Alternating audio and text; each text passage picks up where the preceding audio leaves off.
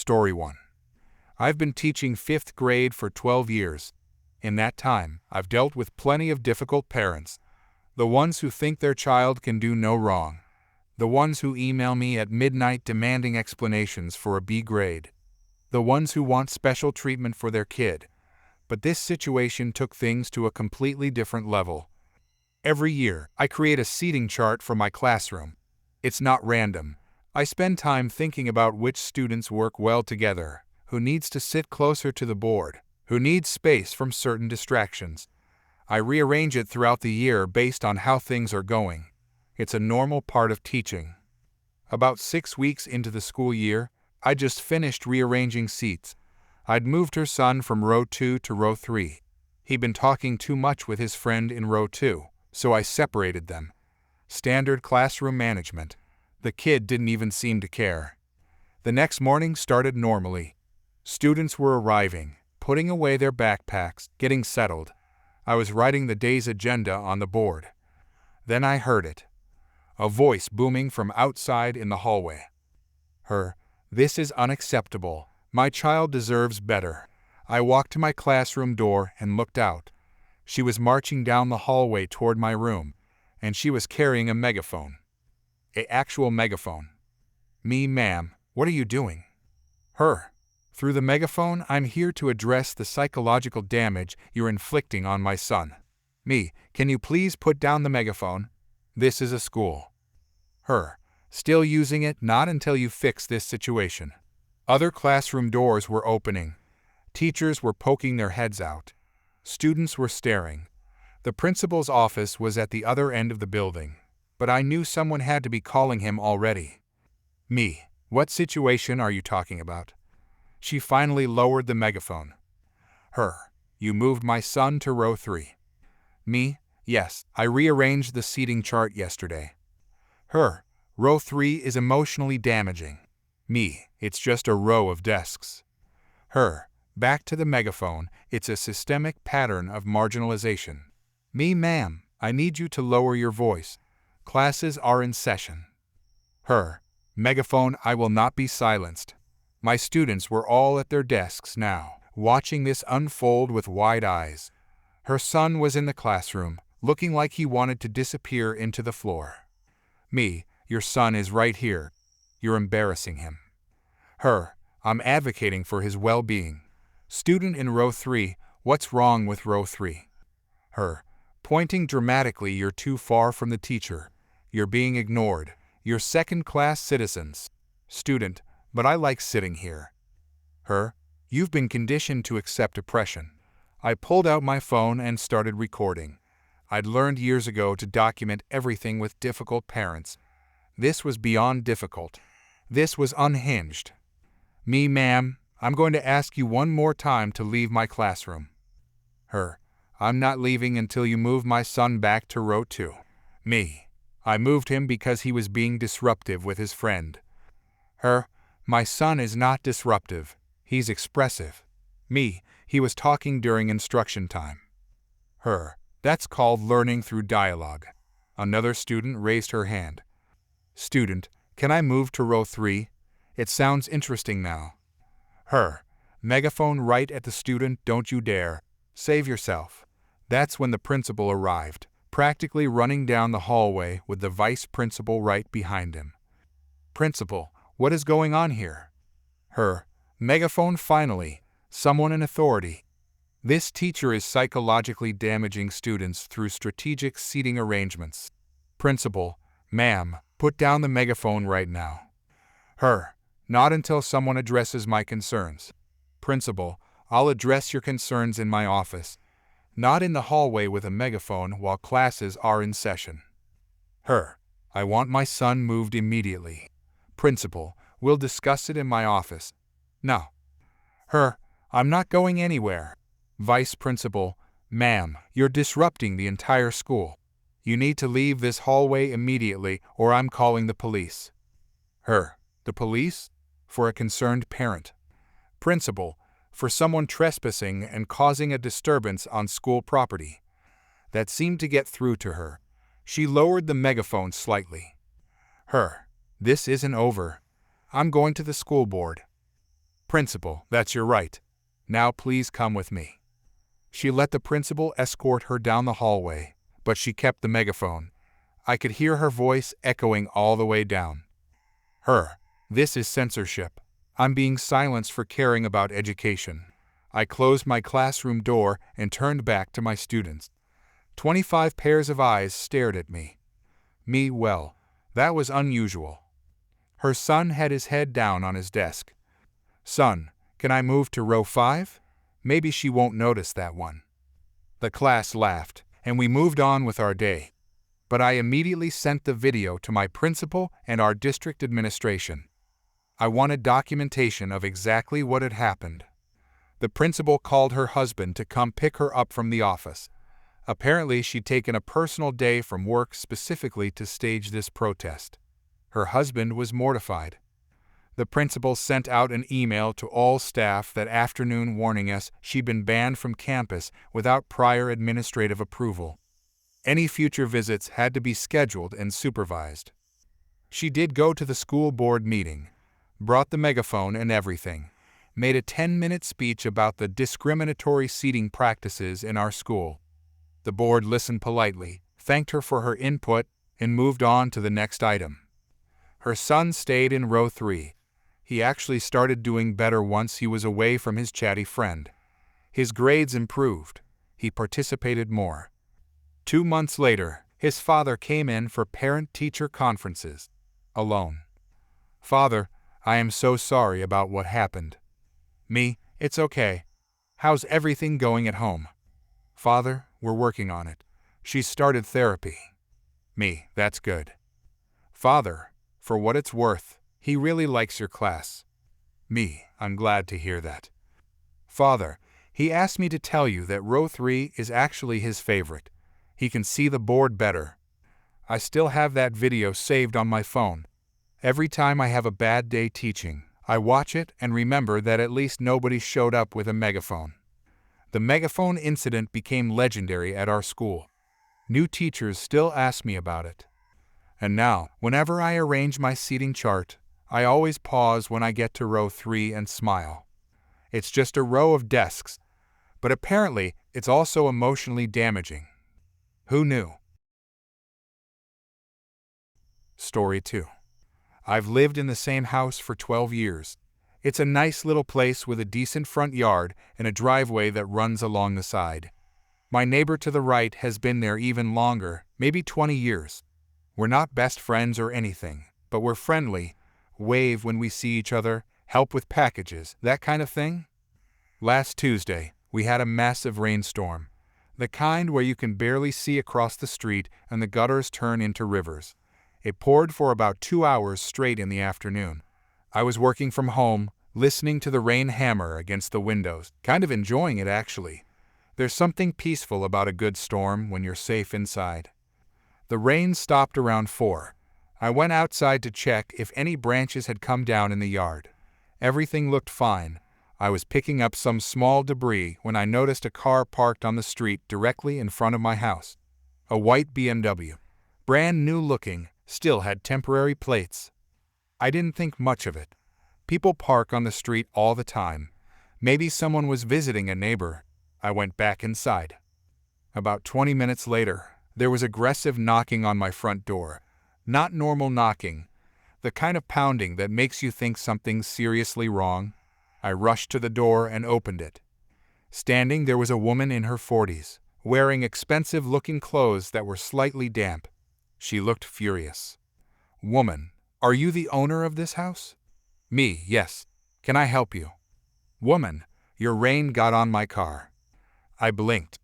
Replayed what she just said in my head to make sure I heard it correctly. I'm sorry. What? Woman, your rain got on my car. She pointed at the white BMW on the street. It rained. Rain falls from the sky. It gets on everything. Woman, not sky rain, your rain, from your roof. It dripped onto my car, and now there are water spots. I looked at my roof, then at her car. Her car was parked on the street, maybe 10 feet from my property line. My roof does overhang slightly, And I guess when it rains, water runs off the edge, like it does on literally every roof in existence. Me, ma'am, that's just how rain works. Water runs off roofs. Woman, but it got on my car, my brand new BMW. Do you know how much this car costs? Me, I'm not responsible for where rain goes after it hits my roof. Woman, yes, you are. It's your roof. You need to control where your water goes. Me, I don't control the rain. Woman, you need to install better gutters, or a different drainage system. Something that doesn't let water drip onto the street. Me, the street is public property. I can't control what happens on the street. Woman, I want an apology. Me, for rain? Woman, for your rain, from your roof, that you allowed to damage my car. Me, ma'am, I'm not apologizing for weather. Your car is fine. Water spots can be wiped off. Woman, that's not the point. The point is you were negligent. You should have prevented this. Me, how exactly would I prevent rain from running off my roof? Woman, that's your problem to figure out. I'm the victim here. She actually said that. She was the victim of rain. I was trying really hard not to laugh because she was clearly dead serious. Me, I'm sorry you're upset, but I'm not apologizing for rain. Have a good day. I started to close the door. She stuck her foot in the doorway. Woman, we're not done here. Me, yes, we are.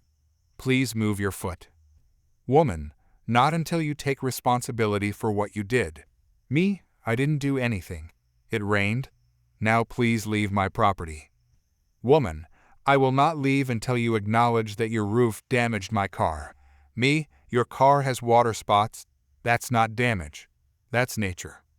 Woman, I could sue you for this. Me, for rain. Woman, for negligence, for property damage, for emotional distress. That's when my neighbor came outside. He'd apparently been watching from his window. Neighbor, everything okay over here? Me, she's upset that rain from my roof got on her car. Neighbor, rain from the rainstorm. Woman, rain from this roof. It dripped on my BMW.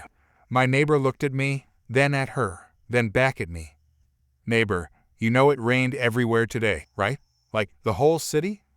Woman, that's not the point. Neighbor, that's exactly the point. Woman, both of you are ganging up on me. This is harassment. Me, you came to my door. You're the one refusing to leave. Woman, because you won't apologize. Neighbor, for rain? Woman, for her rain. This went on for another 5 minutes. She would not leave. She kept demanding an apology, talking about lawsuits, claiming property damage. I told her multiple times to leave. She refused. Finally, I'd had enough. Me, I'm going to ask you one more time to leave my property. Woman, and I'm telling you I won't leave until you apologize. Me, okay then. I walked around to the side of my house where I keep my garden hose. I turned on the water and walked back to the front door with the hose running. Woman, what are you doing? Me, you're upset about water. Here's some more water. Neighbor, oh, this is going to be good. Woman, you wouldn't dare. Me, you're trespassing. I've asked you to leave multiple times. Last chance. Woman, you can't do this. I'll call the police. Me, please do. I'd love to explain to them how you're harassing me over rain. She didn't move. She crossed her arms and stood there like she was making some kind of point. I pointed the hose at her feet first. Just a light spray. She screamed and jumped back. Woman, you psycho. She was still on my property. I adjusted the nozzle to a wider spray and aimed it at her general direction. Not directly at her face or anything, but enough to make it clear I wasn't joking. She shrieked and ran toward the street, slipping slightly on the wet grass. She made it to her BMW, soaking wet, screaming the entire time. Woman, I'm calling the police. You assaulted me. Me, you were trespassing after multiple requests to leave. Neighbor, I saw the whole thing. She wouldn't leave. Woman, you're both insane. She got in her car and peeled out, tires squealing. The BMW disappeared down the street. My neighbor started laughing so hard he had to sit down on his porch steps. Neighbor, that was the greatest thing I've ever seen. Me, I can't believe she was serious about rain. Neighbor, she parked under your roof overhang during a rainstorm and blamed you for it. Me, should I be worried she'll actually call the police? Neighbor, let her. I'll tell them exactly what happened. She never called the police. But 2 days later, I found a note on my door. It was typed, single-spaced, and completely unhinged. The note detailed how I had weaponized water against her, how my roof was a public hazard, and how she was exploring legal options for both the water spots on her car and the water assault I'd committed. She demanded compensation for professional car detailing and a formal written apology to be published in the neighborhood newsletter. We don't have a neighborhood newsletter. I showed the note to my neighbor. He took a picture of it and sent it to a few other people on the street. Now it's become a running joke. Every time it rains, someone texts me asking if I'm controlling my roof water properly. I also installed a small security camera pointed at my front door, just in case she comes back. But so far, nothing. The white BMW hasn't returned. Though last week when it rained, I did go outside and yell, "Sorry," at the sky, just for fun. My neighbor saw me and lost it laughing. Sometimes I wonder if she's out there somewhere, yelling at other people about their rain. Probably. Story 3. I've been working at Fresh Squeeze Juice Bar for about 8 months now. It's a small place in a strip mall, mostly regulars getting their morning smoothies before work. The owner is pretty chill, and the job is easy enough. I make drinks, clean the blender, repeat. Nothing too stressful, or at least it wasn't until last Tuesday. This woman came in around 10 in the morning. I'd never seen her before, which wasn't unusual since we get tourists passing through. She spent a solid 5 minutes staring at the menu board before approaching the counter. Me, good morning. What can I get for you today? Her, I want the tropical green smoothie, but I have very specific requirements. Me, no problem. What would you like to change? Her, extra ice. Lots of extra ice. I want it practically frozen solid. Me, sure, I can add extra ice. Just so you know, it might make the smoothie a bit thicker and harder to drink through a straw. Her, I don't care. I want it cold, very cold, more ice than you think is necessary. Me, got it. I started making her smoothie with the standard ingredients: spinach, pineapple, mango, banana, coconut water, and ice. I added about double the normal amount of ice like she requested. The blender was pretty full by the time I finished loading everything in. Me, okay, I've got extra ice in there. This should be nice and cold for you. Her, is that all the ice you're putting in? That doesn't look like enough. Me, that's double our normal amount. If I add more, it's not going to blend properly. The blender can only handle so much. Her, I'm the customer. I'm paying for this. Add more ice. Me, I really can't. The blender jar is at capacity. If I add more and try to blend it, the motor could burn out or the jar could crack from the pressure. Her, then use less of the other ingredients. Me, but then you won't get the full smoothie. You'll basically just be paying $6 for blended ice with a tiny bit of fruit. Her, I don't care, more ice. Now, I tried to explain one more time that it wasn't safe or practical, but she cut me off and demanded to speak to my manager. My manager was in the back doing inventory, so I called her up front. She came out and I explained the situation. Manager, ma'am, our employee is correct. We can't add more ice than the blender can safely handle. It's a safety issue and an equipment issue. Her, this is ridiculous. Every other juice bar gives me extra ice. Manager, I'm happy to make you the smoothie with extra ice as our employee already prepared. Or you can choose something else. Her, fine, just blend it then. I put the lid on the blender and started it on low, then gradually increased the speed like I always do. The woman stood there glaring at me the entire time, her arms crossed. When the smoothie was blended, I turned off the machine and reached for the jar to pour it. Before I could even touch it, she reached across the counter and grabbed the blender jar herself. Ma'am, please don't touch that. It's still attached to the base. She yanked on it hard, but it was locked into place, so she slammed her hand down on top of the lid instead, I guess trying to force it open or prove some kind of point. The jar cracked under the pressure, and bright green smoothie exploded everywhere. It sprayed across the counter, all over her white blouse, onto the floor, and even hit the ceiling. She started screaming immediately. You assaulted me. You threw fruit at me. This is assault. I'm calling the police. You grabbed the blender yourself. I told you not to touch it. Manager, ma'am, you need to calm down. You broke our equipment by tampering with it. I'm the victim here. Look at me. I'm covered in your fruit. This is a violent attack.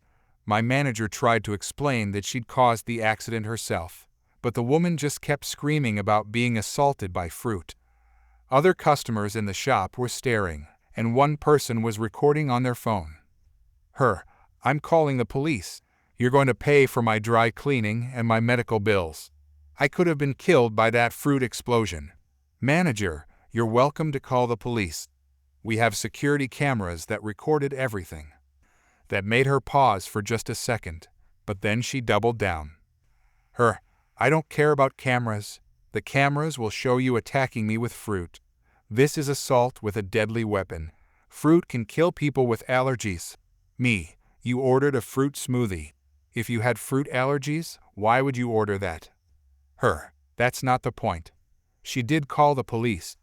2 officers showed up about 15 minutes later while she sat outside on the curb, still covered in green smoothie, refusing the towel my manager offered her. I showed the officers our security footage, which clearly showed her reaching over, grabbing the blender, and slamming it. Officer, ma'am, this footage shows you damaged the equipment yourself. The employees didn't assault you. They provoked me. They refused to give me proper service. I was driven to this. Officer, you're not being charged with anything, but you need to leave the property. The business owner could press charges for the damaged equipment if they wanted to. She left, still shouting about lawsuits and fruit-based violence. My manager had to close the shop early to clean everything properly. We found chunks of smoothie in places that shouldn't have even been possible. The video from the customer's phone ended up online with a caption, "Karen versus Kale." Last I heard, it had over 2 million views. Sometimes I still find dried spinach in weird corners of the shop. Story 4. I've been managing this department store for about 5 years now. It's a decent job, pays the bills, and most days are pretty routine. We sell clothes, home goods, some electronics, standard retail stuff. The store gets busy on weekends, slow during weekdays, and we deal with the occasional difficult customer. That's just retail. It was a Tuesday afternoon in July. The temperature outside was pushing 95 degrees, so we had the air conditioning running pretty strong. Not Arctic or anything, just enough to make the store comfortable when people came in from the heat. I was helping a customer in the shoe section when one of my employees came rushing over. Employee, we have a situation at customer service. What kind of situation? Employee, a woman is on the phone with corporate. Right now, at our customer service desk. About what? Employee, the air conditioning. I followed her to the front of the store. Sure enough, there was a woman standing at the customer service desk with her cell phone pressed to her ear, talking very loudly. Yes, I'm in the store right now and I'm being physically assaulted by their air conditioning system. I approached slowly, trying to get a sense of what was happening. This is clearly targeted. They're discriminating against older women. Excuse me, ma'am, I'm the store manager. Can I help you with something? She held up one finger at me, the universal sign for wait, while I finished this more important thing. Yes, I'm still here. The manager just arrived. Yes, I'll tell him. She finally lowered the phone. Corporate wants to know why you're running the air conditioning at temperatures specifically designed to harm older women. Me, I'm sorry. What? Her. The air in this store is too cold. It's a well-known fact that older women have different temperature needs than other demographics. Me. The thermostat is set to 72 degrees. That's pretty standard for retail spaces. Her. 72 degrees is an attack on my age group. Me. It's 95 degrees outside. We're just trying to keep the store comfortable. Her. Comfortable for who? Young people? Men? This is ageism and sexism. Me, ma'am. We have customers of all ages shopping comfortably right now. Her. They're just toughing it out. They're probably suffering in silence. I looked around. A teenager was browsing t-shirts in a tank top. An elderly man was examining power tools without a jacket. A mom with 2 kids was shopping for school supplies. Nobody looked cold. Me, would you like me to adjust the temperature? Her. Back on phone, he's offering to adjust it now. Aha. Yes. I'll stay on the line as witness. Me. I can't change the whole store's temperature for one person, but I can offer you a solution. Wait here one moment. I went to our clothing section and grabbed one of our cardigan sweaters. A nice one, soft material, neutral color. Came back and held it out to her. Me. Here, this should help keep you warm while you shop. Complimentary, no charge. She stared at the sweater like I just offered her a dead fish. Her. What is that? Me. It's a sweater. You can wear it while you're in the store. Her. Into phone, he's trying to give me a sweater. She snatched the sweater out of my hands. Her. This is an insult gift. Me. It's not an insult, it's a solution. Her. You're telling me to change instead of fixing your discriminatory climate control. Me. I'm offering you a way to be comfortable. Her. By making me wear your cheap merchandise. Me. It's actually a pretty nice sweater. $60 value. Her. I don't want your pity cardigan. She wound up and threw the sweater directly at my face. It was soft, so it didn't hurt, just kinda draped over my head. I pulled it off slowly. Her. Into phone, did you hear that? I just had to defend myself. Me. You threw a sweater at me. Her. Because you were attacking me with it. Me. I handed it to you. Her. Aggressively. My employee behind the customer service desk was typing frantically on the computer, probably documenting everything. Me, ma'am, is there anything else I can help you with today? Her. Yes, you can turn up the temperature to at least 78 degrees. Me, I'm not doing that. It would make the store uncomfortable for most customers. Her. So you admit you're discriminating. Me, I'm admitting that 72 degrees is the industry standard for retail climate control. Her. Industry standard is code for systematic oppression. A customer walking by actually stopped to watch. Then another. We were gathering an audience. Her. Into phone, there are witnesses here. Everyone can see what's happening. Random customer. Lady, it's fine in here. Maybe just wear a jacket? Her. Not you too. Have you all been brainwashed? Random customer. I've been brainwashed by reasonable temperature control, I guess. The customer walked away, shaking their head. Her. Into phone, even the other customers are complicit. This goes all the way to the top. Me, ma'am, I've offered you a sweater. I can't change the store temperature. Those are your options. Her. Those are not options. Those are ultimatums. Me, call them whatever you want. Her. I'm posting about this. Everyone will know what you're doing here. Me, that's your right. Her. Into phone corporate. Are you going to do anything about this? She listened for a moment. Her face changed. Her. What do you mean there's nothing you can do? This is your store, your employee. She listened more. Her face got redder. Her. Fine. I'll take my business elsewhere.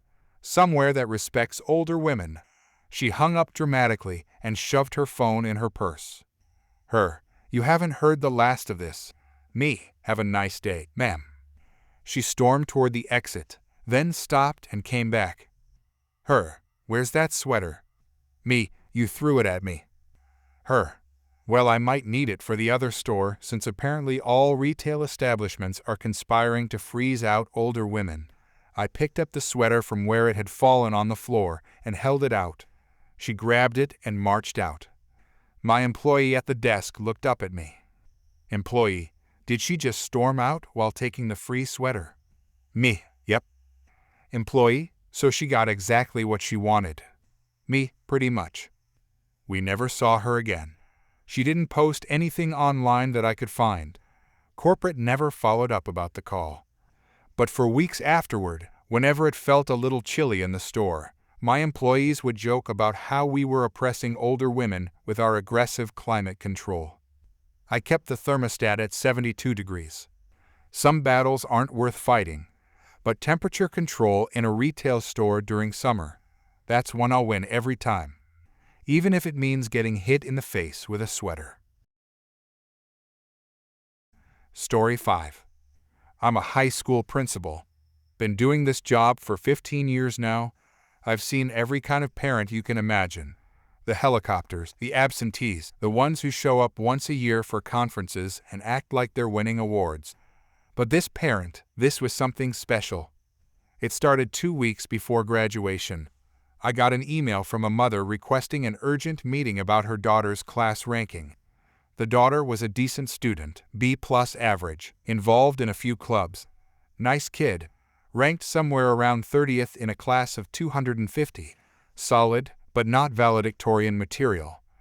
The email said it was about a serious injustice that needed immediate correction. I figured maybe there was a grade calculation error or something legitimate. I scheduled the meeting for the next day. She showed up with a binder, a thick binder. That's always a warning sign. She sat down across from my desk and didn't waste time with pleasantries. Woman, my daughter should be valedictorian. Me, I'm sorry, but the valedictorian is determined by GPA. Your daughter has a 3.6. Our valedictorian has a 4.7 with weighted classes. Woman, that's the problem. You're only looking at grades. Me, that's how class rank works. It's calculated by grade point average. Woman, but grades don't measure what really matters. They don't measure vibes. I genuinely thought I'd misheard her. Me, vibes? Woman, yes, vibes. Energy, emotional intelligence. My daughter has incredible energy. Everyone loves being around her. She lights up a room. That should count for something. Me. While those are wonderful qualities, valedictorian is an academic honor based on academic achievement. Woman, that's discrimination. Me, against what? Woman, against emotional intelligence. Against students who contribute positive energy to the school environment. My daughter makes people happy. That's more valuable than memorizing facts for tests. Me, I understand your daughter is well liked. But the valedictorian position has specific academic criteria that have been in place for decades. Woman, those criteria are biased. They favor students who are good at traditional learning. What about students who are good at emotional learning? She opened her binder. I braced myself. Woman, I've documented every instance of my daughter's positive impact on this school. Here's a list of times she made people smile in the hallway. Here's testimonials from her friends about how supportive she is. Here's photos of her at school events looking happy and engaged.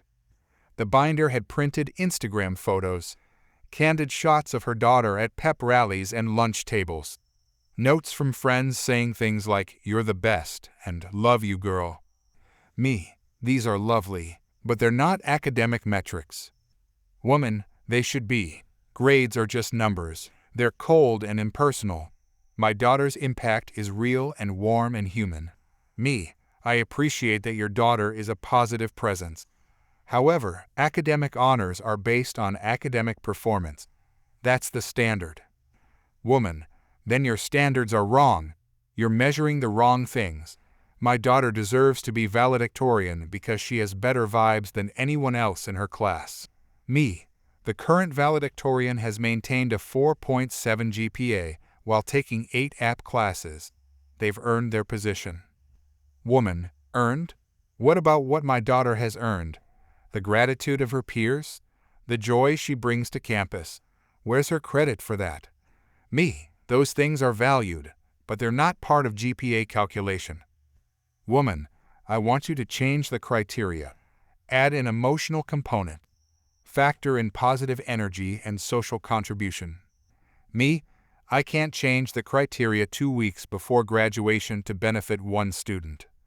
Woman, it's not just for my daughter. It's for all the emotionally intelligent students who are being ignored by your bias system. Me, our system is not biased. It's objective. Everyone is measured by the same academic standards. Woman, objective. Numbers are not objective when they ignore half of what makes a good student. This was going nowhere. I pulled up our student information system on my computer. Me, let me show you the actual numbers. I opened the GPA spreadsheet. All students, ranked by weighted GPA, names removed for privacy, but the numbers were clear. Me, here's the data. This is how every student in the senior class ranks academically. Your daughter is here, number 32, with a 3.6 GPA. The valedictorian is here, number 1, with a 4.7. Woman, that's fake. Me, excuse me. Woman, that's fake math. You made those numbers up to justify your bias. Me, these are official transcripts. Every grade is documented and verified. Woman, numbers can be manipulated. I want an independent audit. Me, you're welcome to request your daughter's transcript and verify every grade yourself. Woman, I don't need to verify individual grades. I'm talking about the whole system. The system is rigged against emotional students. Me, there's no such thing as an emotional student category. There are students with different strengths, but academic rank is based on academic performance. Woman, this is discrimination. I'm going to the school board. Me, that's your right. Woman, I'm going to the superintendent. Me, also your right. Woman, I'm going to the media. They'll expose how this school devalues emotional intelligence. Me, you can do that too. She stood up, grabbing her binder. Woman, my daughter is going to be destroyed when she finds out she's not valedictorian. Do you understand that? You're hurting her emotionally. Me, your daughter knows her class rank. This isn't new information. Woman, she thought there was a chance. She thought her contributions would be recognized. Me, they are recognized. She's receiving honors recognition for her GPA, and she's been nominated for a community service award by her teachers. Woman, that's not enough. She deserves the top honor. She has the best vibes. Me, I'm sorry, but I can't change how valedictorian is determined. She left my office muttering about lawsuits and bias and fake math. I sent a summary of the meeting to my superintendent just to cover myself. 2 days later, I got a call from the superintendent. The mother had indeed filed a formal complaint claiming our GPA system was discriminatory against emotionally gifted students. The superintendent told me to document everything and not engage further. The following week, the mother showed up at a school board meeting. I wasn't there, but my assistant superintendent was. Apparently, she gave a 10-minute speech about how modern education was failing students with high emotional intelligence and how her daughter represented everything good about the student body. The school board thanked her for her input and moved on to the next agenda item. 3 days before graduation, I got another email. She wanted to know if her daughter could give a speech at graduation representing the emotionally intelligent students who don't fit traditional molds. I politely declined, noting that speaking slots were already filled. Her response was one sentence: "You will regret underestimating the power of positive vibes." Graduation went smoothly. The valedictorian gave an excellent speech about perseverance and hard work. The mother and daughter attended. During the ceremony, I saw the mother recording everything on her phone, probably looking for evidence of bias.